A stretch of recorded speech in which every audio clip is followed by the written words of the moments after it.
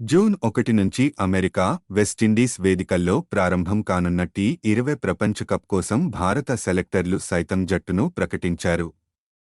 15 మంది ఆటగాళ్లకు ప్రధాన జట్టులో చోటు కల్పించారు. మరో 4 రిజర్వ్ ప్లేయర్లుగా ఎంపిక చేశారు. ఈ జట్టులో టీమిండియా సీనియర్ ప్లేయర్ కేఎల్ రాహుల్కు చోటు దక్కలేదు. అంతేకాకుండా మరో యంగ్ బ్యాటర్ రింకు సింగ్ను సైతం సెలెక్టర్లు ప్రధాన జట్టులోకి తీసుకోలేదు. దీనిపై భిన్నాభిప్రాయాలు వ్యక్తం అవుతున్నాయి. బీసీసీ ప్రకటించిన 15 మంది సభ్యుల్లో రింకు సింగ్ లేనప్పటికీ జట్టులో చోటు సంపాదించడానికి రింకు సింగ్కు ఇప్పటికీ అవకాశాలు ఉన్నాయి. అదెలా అంటే, ఆయా దేశాలు ప్రకటించిన జట్టులో మార్పులు చేర్పులకు గాను మే 25 వరకు అంతర్జాతీయ క్రికెట్ కౌన్సిల్ ఐసీసీ గడువు ఇచ్చింది. ఈలోపు బీసీసీఐ రింకు సింగ్ను ప్రధాన జట్టులోకి ఎంపిక చేసే ఛాన్స్ ఉంది. ఇది జరగడం అసాధ్యమే.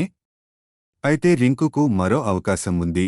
ప్రపంచ కప్ కోసం ఎంపిక చేసిన ఆటగాళ్లలో ఎవరైనా గాయపడితే రింకుకు ఖచ్చితంగా ఛాన్స్ ఉంటుంది. మెగా టోర్నీ కోసం ఎంపిక చేసిన భారత జట్టులోని ఆటగాళ్లంతా ప్రస్తుతం ఐపీఎల్ 2024లో ఆడుతున్నారు. ఈ లీగ్లో ఎవరైనా గాయపడితే అది రింకుకు అదృష్టంగా మారినట్లే. వన్డే ప్రపంచకప్ 2023లోనూ ఇలాగే జరిగింది. గాయపడ్డ అక్షర్ పటేల్ ప్లేస్లో రవిచంద్రన్ అశ్విన్ జట్టులోకి వచ్చాడు. మీరు రింకు సింగ్ అభిమాని అయితే ఈ వీడియోని లైక్ చేయండి, మా ఛానల్ని సబ్స్క్రైబ్ చేసుకోండి.